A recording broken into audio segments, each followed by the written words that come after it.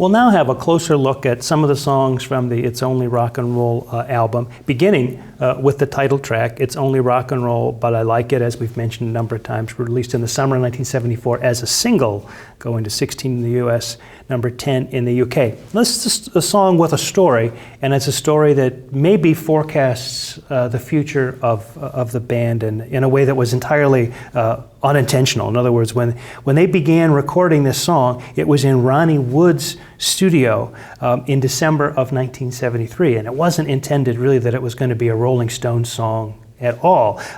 As it turned out, Ron Wood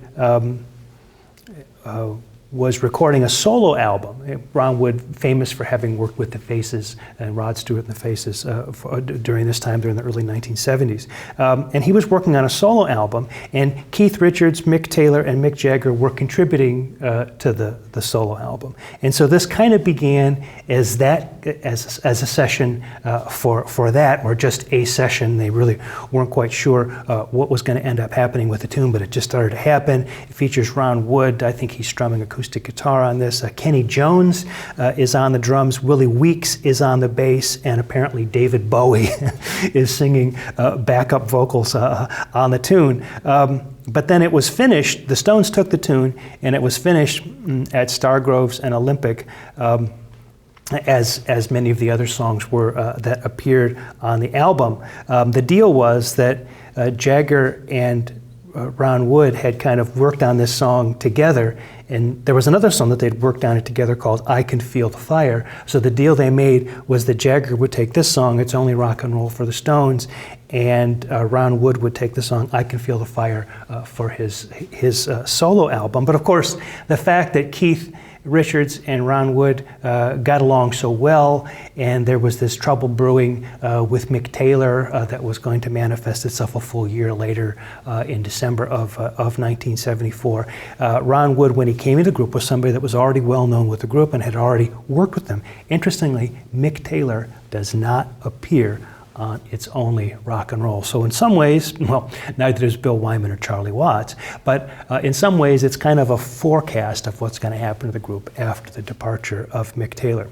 Another interesting point about this single release is that the B-side, Through the Lonely Nights, that song is rumored to include Jimmy Page on guitar, but it did not make the album and was released only as a B-side. So you can decide for yourself whether you hear Jimmy Page playing guitar on this track or not. It's Only Rock and Roll is a kind of a compound AABA form, but each of those A sections contains a verse, a chorus, and we've seen that before, these compound AABA sections where the A sections can contain both a verse and a chorus. That's kind of what makes it compound. But here, this song's got an element in it that we don't see a lot in tracks, and that's something that I'm calling here an after chorus. That's a section that recurs each time. It's clearly after the chorus, but it's not the next verse. So we've got an intro that comes up, and then we've got verse, chorus, after chorus. That four-part thing of two verses, a chorus, and an after chorus make up the first A section. That's then repeated, verse, chorus, after chorus. That's the second A section. Then you get a bridge, and then you get a kind of shortened version of the A section that has just a verse where the guitar plays over top of, and then a chorus that's extended a bit, and then a coda that's based on that after chorus that kind of breaks down and then built up again. That's where you get that idea I was talking about of trying to get maybe some of the dimensions of a live performance into a studio album. And we've seen this before with Midnight Rambler. And again, this maybe ties into the idea of what this album was originally going to be, half live, half cover versions. As far as the lyrics go, the singer is asking his audience, or perhaps a particular audience member, how much he has to do to win approval. If he pours out his heart or performs a kind of emotional suicide on the stage, would that be enough? In other words, there's a certain sense, maybe it's a little bit cynical of, what do I have to do to please you people. You know, if I give you everything I've got and sacrifice myself, would that be enough, or would you want a little bit more? But then, of course, the chorus comes back with, it's only rock and roll, right? So the idea being that maybe that music makes it worth it, and why would I go through all this? The reason why I go through all this is because the music is what makes it special. So I suppose it probably is overall a kind of a positive, feel-good kind of message, with maybe a little bit of a kind of cynical nod and wink at the audience about maybe certain other audience members that aren't them, who are maybe just a little bit unreasonably demanding, this kind of thing. Well, anyway, a track that is really another one of these sort of Stones classic tracks that everybody knows. We move on now to the song Time Waits for No One. This song is a modified compound AABA, but you could also view it, and I'm sorry for getting into such sort of music form geeky kind of explanations here, but for people who do what I do, this is some of the stuff that's the most interesting. It's not only a kind of a modified compound AABA form, but it's also a kind of large-scale two-part form. We call two-part forms binary. So let me just take a minute to briefly explain how you might see it this way. Song starts out with an intro. Then there's a verse chorus, that's the A section. Verse chorus, that's the A section. A bridge section that features a guitar solo, that's the B section. Then an interlude, okay, that doesn't fit as much into the AABA format, but then the return of the verse chorus does. So you get a verse chorus, bridge, verse chorus. So far so good. But then you get a repeat of the verse chorus. That's what would make it a modified AABA form. And then you get a coda with the extended guitar solo. More talk about that in just a second. You could also view the song as having an intro, and then a verse chorus, and a bridge, and then starting again. So that's where the binary idea comes in. Starts again with the interlude, which really could be seen as a new introduction, and then a verse chorus, and the coda, really a stretched out portion of the bridge. So you've really worked your way through verse, chorus, bridge, verse, chorus, bridge twice. That's what would make it binary. So it's interesting that this song could be read in both ways.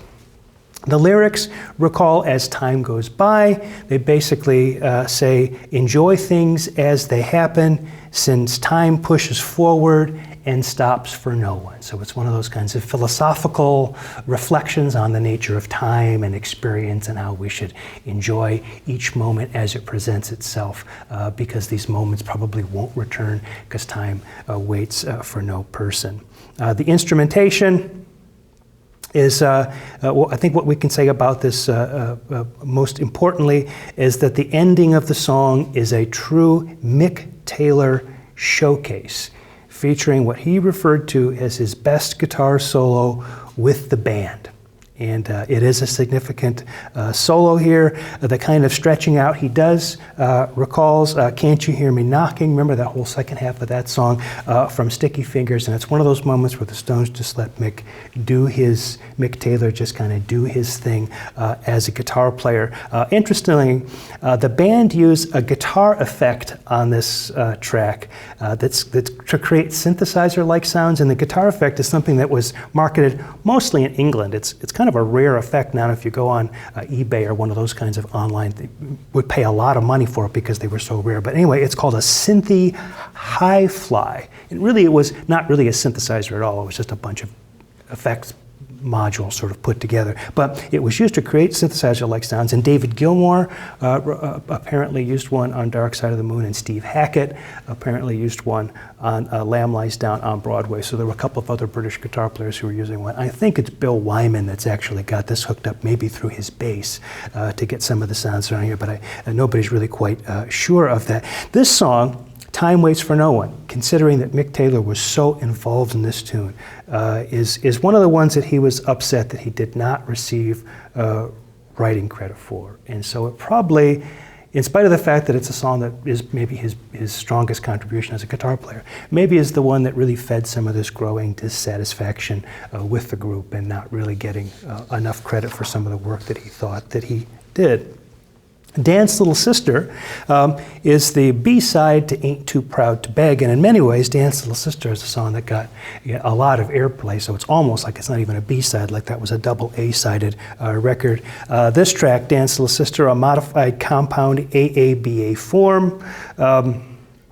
The A sections are just a kind of a simple verse chorus. You get an intro, and then verse, verse, verse, chorus, chorus, verse, verse, chorus, chorus. Then there's a bridge. That's the B section, and then verse, verse, chorus, chorus. That chorus there, the second one there, has got a kind of a breakdown in it. Then there's another chorus, and then a verse, chorus, chorus. So it's a modified compound AABA, in that it has an A, a B, an A, and then an extra A, and then a coda that repeats the verse to fade. Now this is very much in the style of Chuck Berry, as the lyrics refer to Thursday, Friday, Saturday nights in successive verses, the way a Chuck Berry song might do.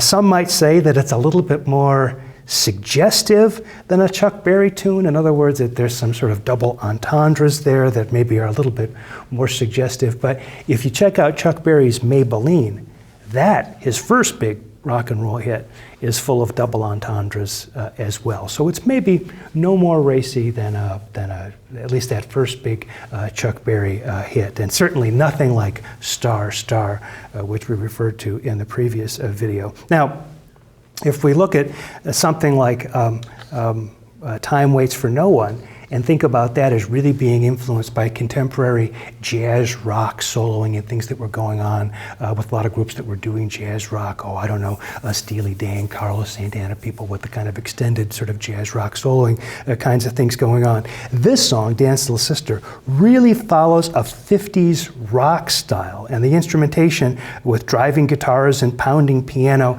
is in many ways sort of similar to the 50s kind of thing they were doing with Star, Star. Although if you listen to the guitar part, you can sort of hear a hint of brown sugar in the way the guitar parts are done here. A few lines in the lyrics reportedly refer to a trip that Mick and Bianca took to Trinidad, where they watched cricket during the day and partied at night. And so there are a couple of words there that actually can be traced back to Trinidad usage and that kind of thing. So an interesting song that very much looks back to their 50s, their roots in 50s and Chuck Berry. Well, to finish off our last song close-up, there's probably no more appropriate song to talk about than Ain't Too Proud to Beg, because it really takes us back to where we began at the very beginning of the course. The Rolling Stones covering the music that they love, admired, and respected. And this Temptation song from 1966 is certainly one of those kinds of tunes. Now, just for the fun of it, behind me you will see the form of this tune go by, and let's just quickly compare what the Temptations version does and the Rolling Stones version. What I'm going to give you is the Rolling Stones version of the form, and the point of doing that is to show that the Stones hardly change the Temptations version. They change the key, it's a half step different, but nevertheless, they hardly change the form of the tune. It's a contrasting verse chorus, so we get a verse, a chorus, a verse, a chorus, a verse, a chorus. Now, the fourth time through, in the Stones version, there's a guitar solo over the verse, and then they come back in singing the chorus. The only difference is that in the Temptations version, they jump right to the chorus there, and there's a sax solo. Otherwise, that section is really one of the only sort of real departure from the Temptations version. The Temptations likewise come back with a verse, a chorus, and then where the Stones do a second chorus, the Temptations song fades out. But the Stones add a big coda to it that's based on the coda, that's based on the chorus, and so they jam the tune out a little bit more at the end. Again, the way one might do in a live situation.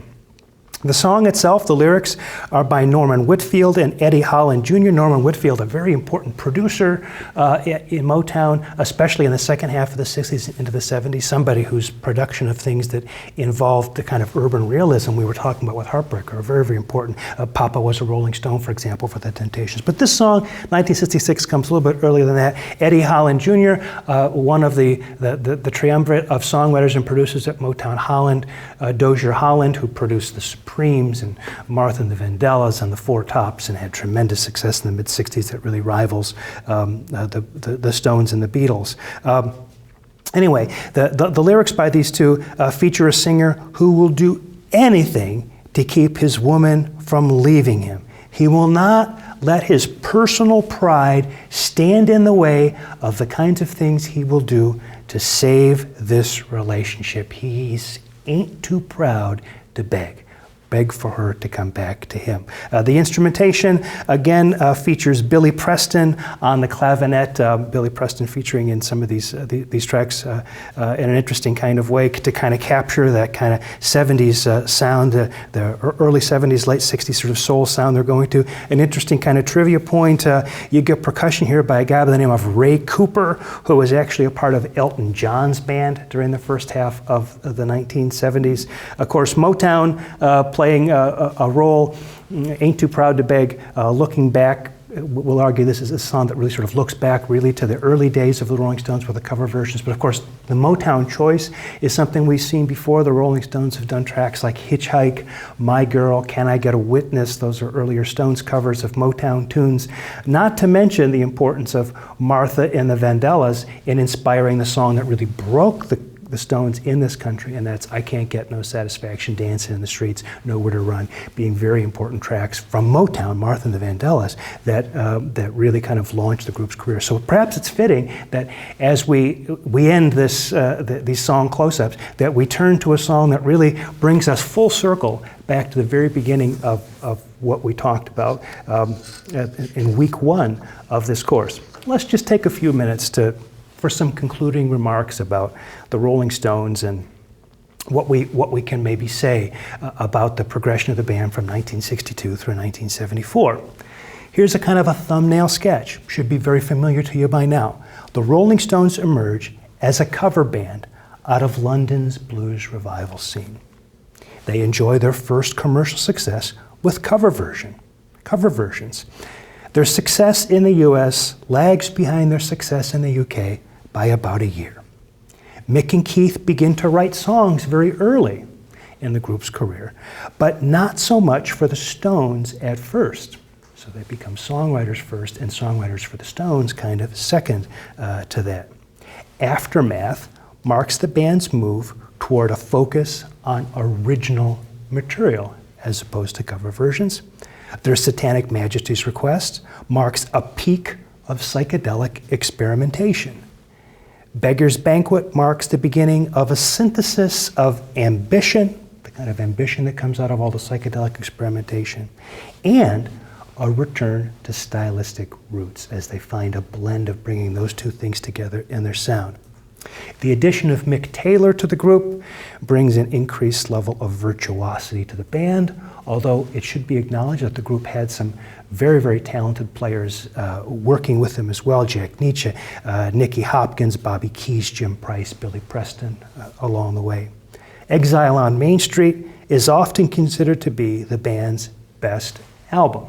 Best is a word we don't use so much in musicology in terms of deciding what the best is, favorite, that kind of thing. But you decide whether you think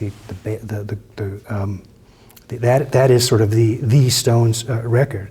But by late 1973, we see Ron Wood entering the picture with It's Only Rock and Roll, and this already hints at new influences and stylistic shifts to come. I suppose it's natural that the story of the band is often told in terms of what happens with Mick Jagger and Keith Richards, because they really are the focus of so much of what happens in the group, not only in terms of the way the group is imaged, but in terms of the songwriting and really kind of calling the shots about what's going to happen in the band. But we really have to be sure that we remind ourselves of some of the other names that have come up over the course of the past 7 weeks. Of course, Bill Wyman, Charlie Watts, Ian Stewart being important sort of figures, members of the group. Brian Jones, his influence and his importance can really not be stressed enough. Andrew Loog Oldham.